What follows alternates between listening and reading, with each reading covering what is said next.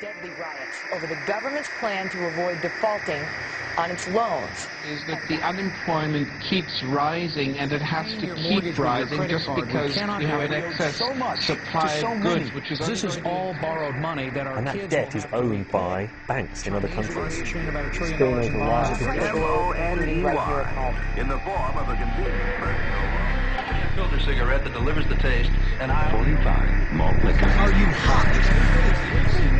Planning to bomb Iran. America's leader terror attacks in Iraq. and there's Armstrong.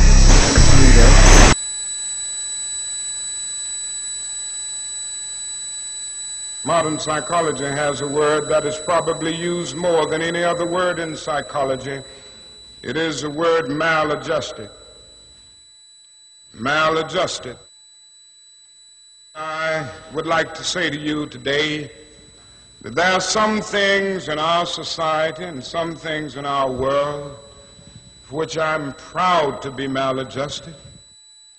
And I call upon all men of goodwill to be maladjusted to these things until the good society is realized. You know, economists are in fact not economists at all. They're propagandists of money value. This system is more wasteful than all the other existing systems in the history of the planet. So you're really dealing with not an economic system, but I would go so far as to say an anti-economic system. The problem we have is essentially the financial money sequence system. It's a system disorder, and the system disorder seems to be fatal. There is no profit under the current paradigm in saving lives, putting balance on this planet, having justice and peace or anything else. Disease supports medicine. It supports doctors and hospitals. But if you really were able to eliminate most diseases, you would eliminate professions as well. You have to create problems to create profit.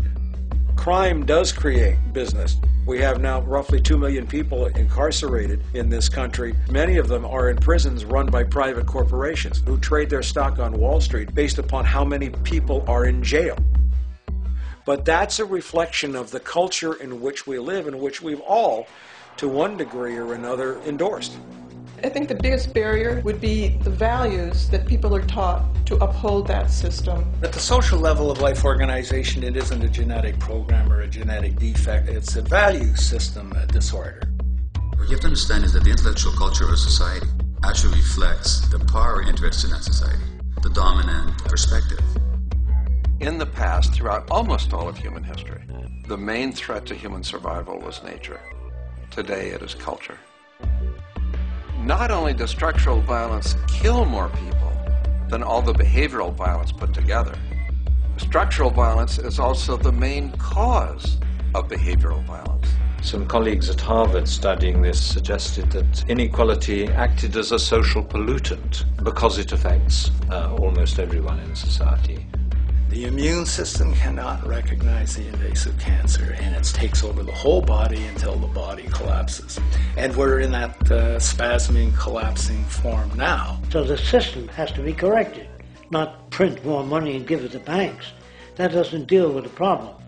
Every level of life organization and life system is in a state of crisis and challenge and decay or collapse. The problems that we have today will continue to go on. This will never go away within a monetary system. It's clear that we're on the verge of a great transition in human life. That what we face now is this fundamental change of the life we've known over the last century.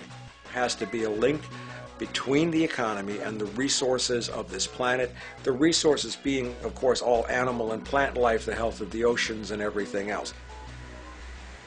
This is a monetary paradigm that will not let go until it's killed the last human being. The in-group will do all it can to stay in power. And that's what you got to keep in mind. They'll use the Army and Navy and lies or whatever they have to use to keep in power.